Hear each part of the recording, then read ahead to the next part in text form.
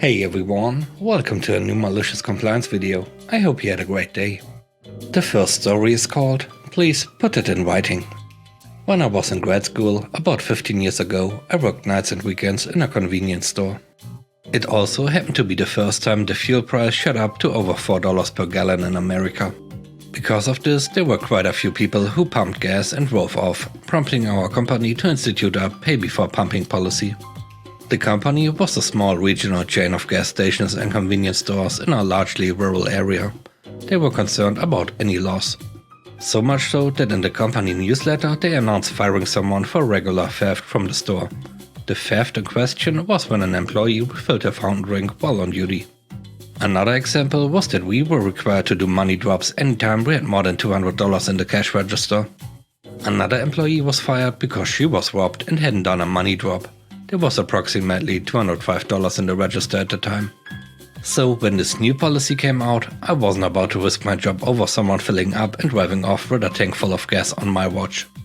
My manager was really good about working around my needs for class, research, etc. while working on my degree. So I put up with this and wanted to keep my job.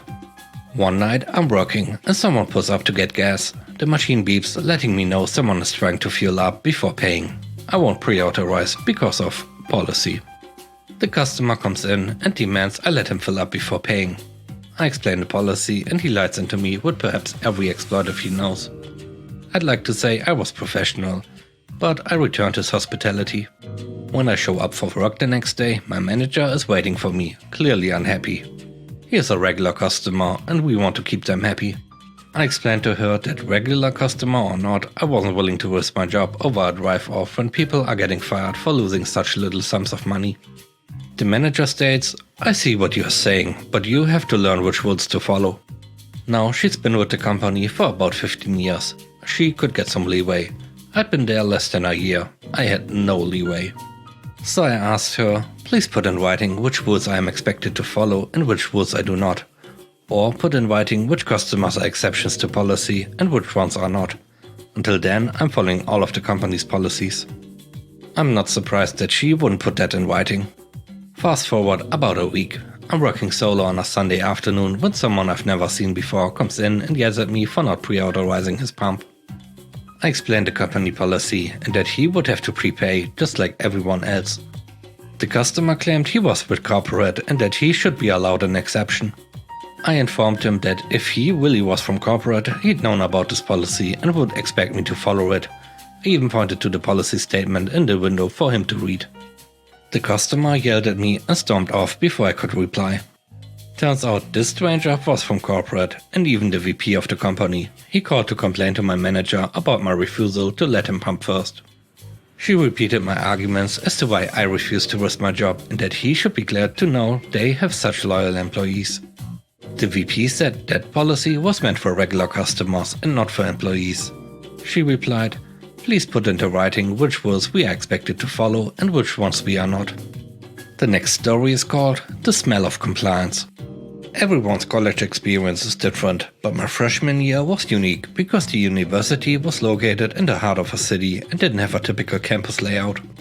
Instead, the university rented out some very old apartment buildings to use for housing. The rooms were a studio layout with beds and small kitchens that included a stove and medium-sized refrigerator since the school didn't provide meals. The refrigerator is where this true story begins. My roommate and I were returning from winter break, which lasted about 3 full weeks, and when we entered our room for the first time since leaving, we were greeted with a horrible smell of rotting meat. Apparently, early on in the break, the nearly empty apartment building lost power, and our old refrigerator couldn't handle the surge to kick back on once the power was back and essentially died out. Unfortunately for us, the only thing that was in our fridge were some beers, condiments, and some frozen meat in the freezer which my roommate had purchased. Obviously, no one was to blame for the incident, and we contacted maintenance to put in a request for the refrigerator to be removed and a new one brought in. We cleaned out the fridge the best we could and patiently waited for it to be replaced. A few days go by and we are still living with this nasty smelly refrigerator without any updates on when it would be replaced. My roommate contacts maintenance and they explain they are aware of the situation and will fix it soon. We think this is understandable. It's a large building and a lot goes on. Days continue to go by and still no maintenance. We contact them again and are greeted with a hostile, "We have a lot of requests, we'll get to it." Needless to say, they were in no rush to get to it. 2 more weeks go by and the smell has maintained its full strength. My roommate has given up and started staying in another room with some friends. All of our additional requests are ignored and our calls are met with an answering machine. After a final attempt to contact them with no response, I sat and stared at the empty refrigerator and had an epiphany. Maintenance was clearly too busy to help, so I figured I would do them a favor and relocate the fridge for them. I opened our door and dragged the clumsy, smelly hunk of metal and plastic out to the middle of the hallway, directly in front of the elevators. Every single student or visitor would be greeted by the lovely aroma we had been living with for nearly 3 weeks.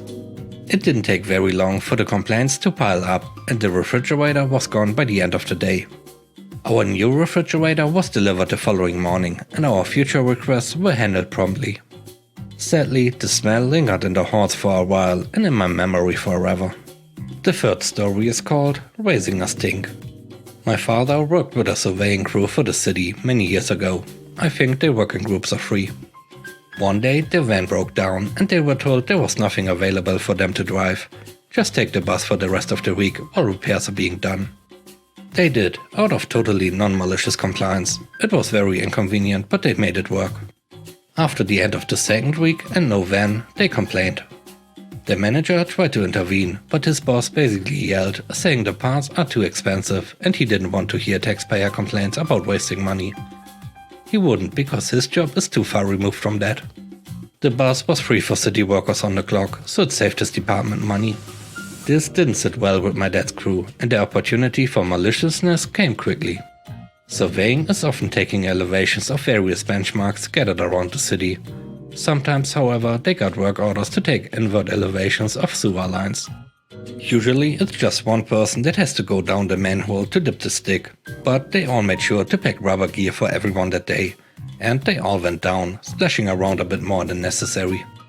They waited until close to rush hour before taking the bus back to their backyard, and made sure to tell everyone who they were, why they were on the bus, and how, if they didn't like it, to complain to the mayor.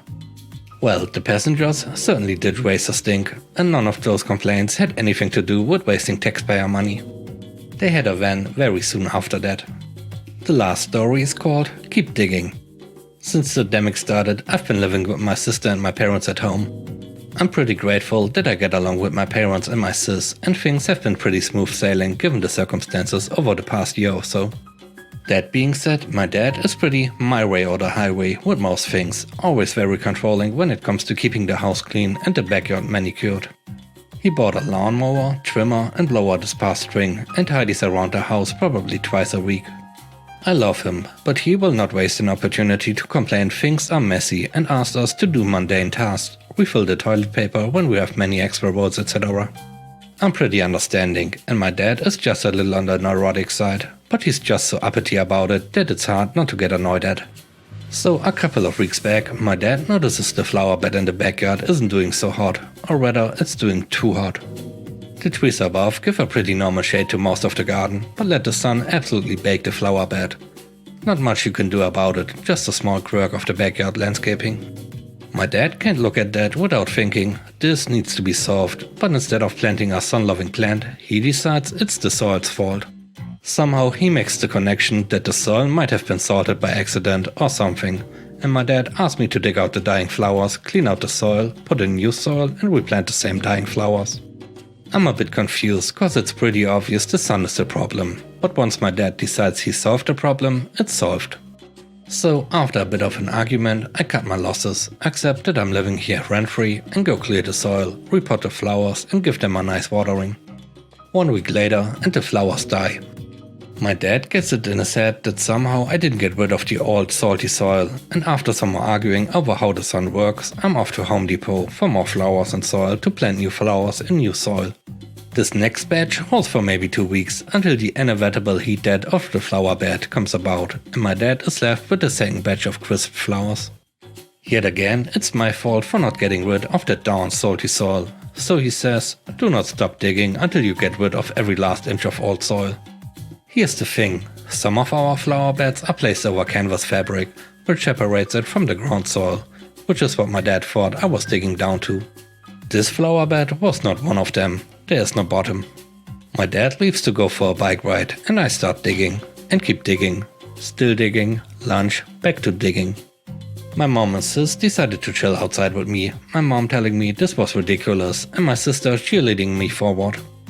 My dad gets back home before dinner and I'm about waist deep in a white pit with a huge ring of soil around the edges, dirt all over the backyard. He barges over, smoke coming out of his nostrils, yelling at me how I'm destroying his garden, asking what the hell I was doing.